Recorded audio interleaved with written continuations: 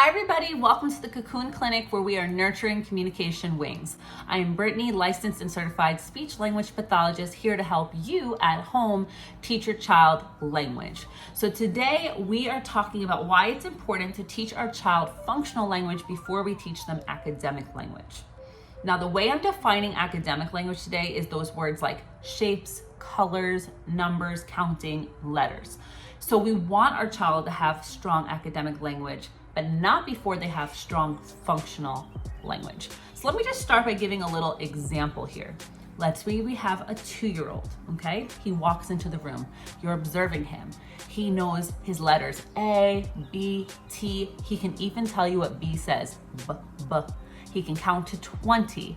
He knows his shapes, the rectangle, the square, and the circle.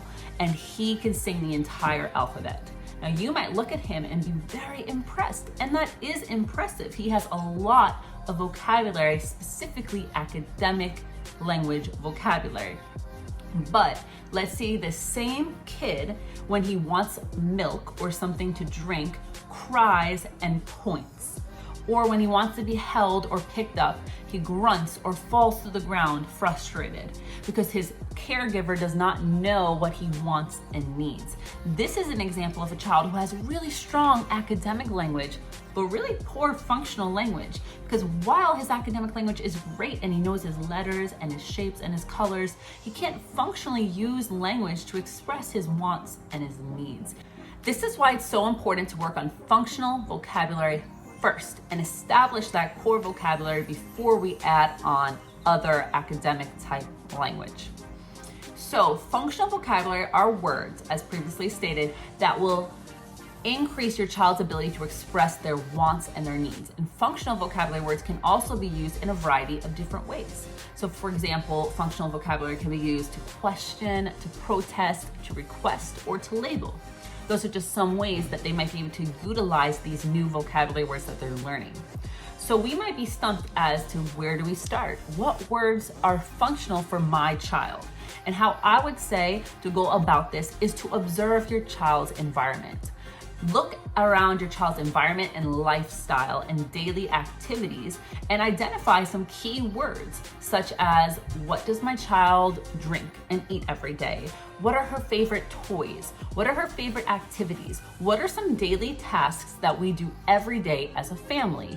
And then we will take that information and then pick out some keywords that we can work on with our child. So for example, if your child drinks milk every day, milk is a wonderful functional word. If your child drinks juice every day, then juice is a functional word. If your child brushes their teeth every night, then maybe toothbrush or brush is a functional word.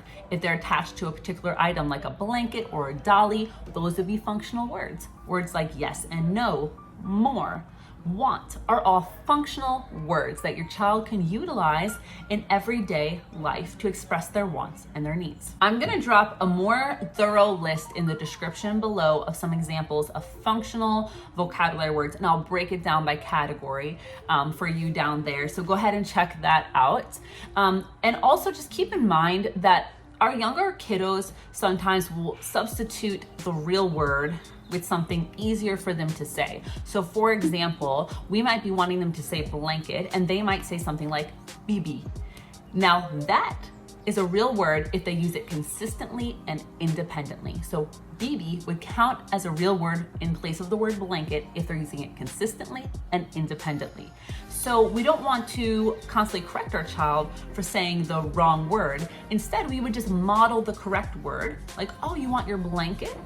And then we would just move on. Continue to model the correct word, but don't force your child to say it the way you want to say it. When they are young, they are allowed to say things in their own way. That is okay. Also, I want to talk about the words please and thank you. So sometimes I will have a parent come into my therapy room and they have a young child, 2 years old, maybe 3 years old, not yet speaking, doesn't yet have a good strong core vocabulary.